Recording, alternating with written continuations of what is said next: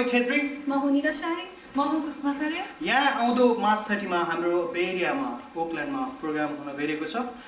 एलएमएफ local music festival तपाईहरुलाई हार्दिक निमन्त्रणा छ आउनु है आउनु है त तपाईलाई हेरौँ न त्यहाँ धन्यवाद